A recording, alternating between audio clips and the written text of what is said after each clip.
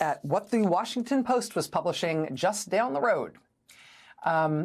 Quote, Social Security facing pressure from DOJ weighs big cuts to phone service.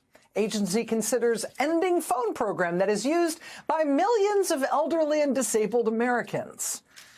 One gobsmacked Social Security Administration employee told the Post today that this radical change, this radical cut to services that they were moving on in the Trump administration, quote, would be the single largest service disruption in agency history ever. Señores, Donald Trump está sintiendo la presión de su presidencia en caída libre. Hemos visto cómo los mercados se desploman, cómo su aprobación se está desplomando en las encuestas. Cada acción ejecutiva que él toma es bloqueada en los tribunales. Cuando todo esto se acumula, cuando todo esto sucede, Donald Trump recurre a sus dos lugares de confort, su red social, Truth Social, y el campo de golf. Hoy vamos a hablar de cómo todo esto se relaciona con su extraño berrinche en redes sociales. Sean bienvenidos a Políticamente Desacuerdo. Amigos, hoy veremos a Donald Trump prácticamente berrincheando mientras su presidencia se colapsa. Así que los invito a que se queden hasta el final de este video porque veremos los detalles más interesantes. Bueno amigos, en el contexto, Donald Trump ha estado especialmente alterado por un par de razones. Elon Musk y lamentablemente el Seguro Social. Look at what the Washington Post was publishing just down the road. Quote, Social Security facing pressure from DOJ weighs big cuts to phone service. Agency considers ending phone program that is used by millions of elderly and disabled Americans. One gobsmacked Social Security Administration employee told the Post today that this radical change, this radical cut to services that they were moving on in the Trump administration, quote, would be the single largest service disruption in agency history ever. The single largest service disruption in Social Security ever. Elon Musk's plan for Social Security was to, quote, end telephone service for claims processing, instead directing elderly and disabled people to the internet and to in-person field offices. Quote, the agency's toll-free number is a mainstay for older customers who do not have online access or who have trouble navigating the internet. About 40% of the claims that get made to Social Security are made over the phone, using this phone line that Elon Musk now wants to kill. 40% of the claims at the agency. And naturally, this move to close the phone line and instead force old people and disabled people to go in person to in-person field offices, naturally that comes as Donald Trump is firing 7,000 people who work at Social Security and closing tons of the aforementioned field offices.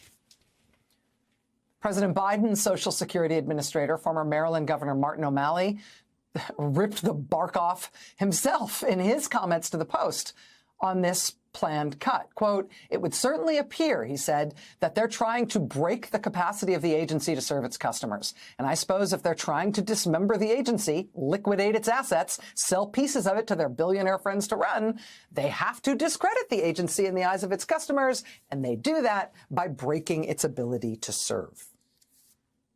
The Post says, quote, the DOJ-driven proposal to shift all claims processing online and to in-person offices has spurred pushback internally, employees said, and from outside experts, for the same reasons, that it would be likely to imperil millions of Americans' ability to receive their earned benefits.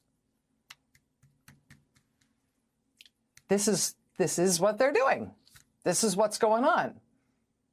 And so this is what happens today. Congressman John Larson, who I just showed you, screams his freaking head off in Congress about it this morning. Screams at them.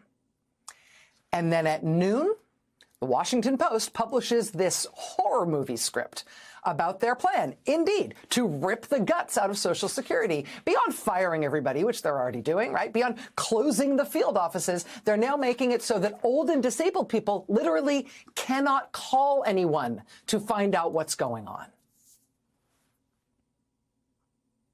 But then you know what happened?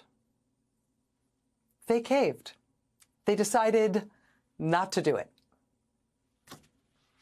Don't let anybody tell you that pushback doesn't work. Dos puntos claves y bueno, para empezar un excelente trabajo de investigación. Primero, Elon Musk parece estar manejando el gobierno. Es él el quien está tratando de desmantelar el seguro social.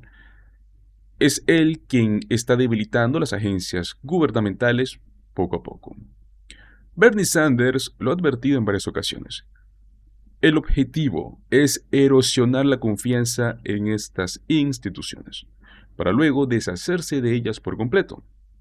Pero aquí viene algo muy interesante. Aunque Donald Trump intenta avanzar con sus planes, como les mencioné, muchas de sus acciones son bloqueadas y eso lo tiene furioso.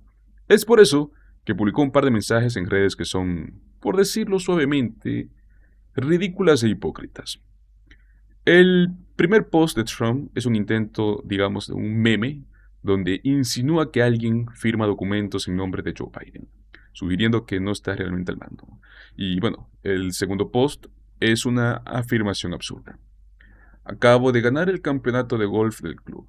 Probablemente mi último en Trump International Golf Club en Palm Beach, Florida. Gran honor. La cena de premiación es esta noche en el club. Gracias al maravilloso personal del golf y a todos los fantásticos golfistas que participaron. Bueno amigos, a simple vista solo es tonterías, pero dicen mucho sobre él. Como siempre, los republicanos acusan a los demás de lo que ellos mismos hacen. Donald Trump intenta decir que Biden no estuvo al mando, cuando en realidad es él quien está dejando que Elon Musk maneje el gobierno mientras él juega golf. Elon Musk está atacando el Medicaid, está atacando el seguro social, está desviando contratos públicos para beneficiar a sus propias empresas. Todo esto mientras que Trump, el supuesto presidente, se relaja en su club de golf, mientras miente hasta sobre sus éxitos deportivos. Aquí hay otro punto clave. Donald Trump siempre ha criticado a los trabajadores gubernamentales diciendo que no trabajan lo suficiente, afirmando que el gobierno está roto. Todo esto mientras él pasa tiempo en el campo de golf, publicando tonterías en redes sociales. La hipocresía en su máxima expresión. The GOP is quietly pushing Trump's broader agenda of destruction. Just look at what is happening. DOJ sacked hundreds of workers who keep our nuclear weapons safe, then scrambled to rehire those workers when they realized they screwed up. They fired critical staff from VA hospitals, including disabled veterans. They decimated the NIH office responsible for groundbreaking research on Alzheimer's and dementia. They dismantled Ebola prevention teams along with other critical disease surveillance programs, despite there being a nationwide measles outbreak for the first time in decades. They cut experts working on the bird flu response, you know, the thing that is making eggs so expensive and causing shortages. And now they are working to try to hire them back. I mean, talk about efficiency. We have wildfires raging in South Carolina as Elon guts FEMA, Trump golfs in Florida, and J.D. Vance hits the slopes in Vermont. Can you imagine if Joe Biden went golfing during the California fires? You guys would have a meltdown. But when it's the dear leader, Donald Trump, suddenly it's all fine. And I'd be remiss if I didn't mention the disgraceful spectacle in the Oval Office last week. You know, I just got home from meeting with my constituents in a town hall, and what I called Coffee with Your Congressman in Leominster, Massachusetts. It isn't exactly a Democratic stronghold. Normally I get about 30 or 40 people show up. This week we had well over 300 people show up. And the people who showed up were overwhelmingly disgusted, embarrassed, and angry over what transpired at the White House on Friday between President Trump and President Zelensky. I watched the entire video. Not once did Trump or J.D. Vance say a single negative thing about Vladimir Putin. Not a single bad word for the bloodthirsty dictator who invaded Ukraine. Not a single word of support for our allies in Ukraine who are just fighting against Russian aggression. And it seems like people need a little bit of a history lesson. You know, when the Soviet Union fell in the late 90s, Ukraine was left with the world's third largest stockpile of nuclear weapons on the planet.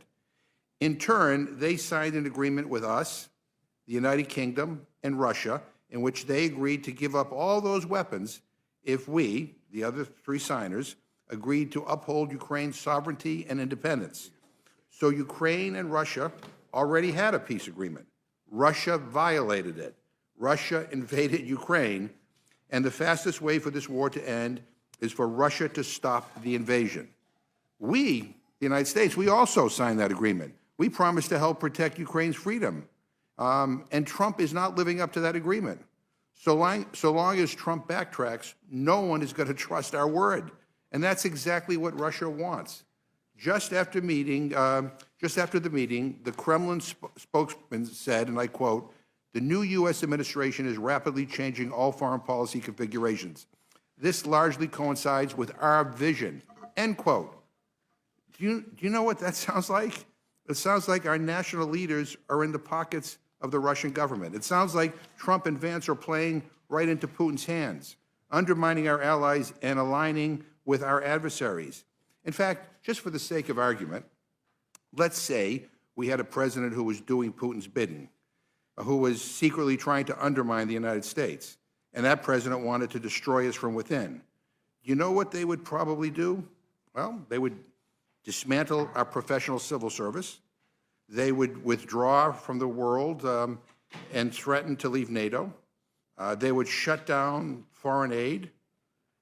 They would turn their backs on our allies and embrace our adversaries. And they might weaken our ability to fight off Russian cyber operations against U.S. critical infrastructure. Cada promesa que él hizo, tanto en su campaña como en su primer mandato, ha sido roto.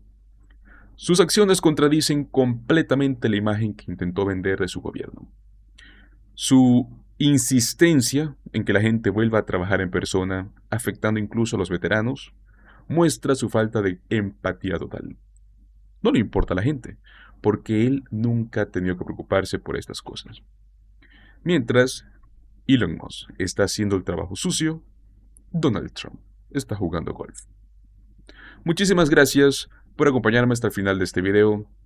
Como siempre, si me quieres apoyar, recuerda darle un like al video, compartirlo con tus amigos y suscribirte a nuestro canal Políticamente en Desacuerdo. Nos vemos en el próximo video. Hasta luego.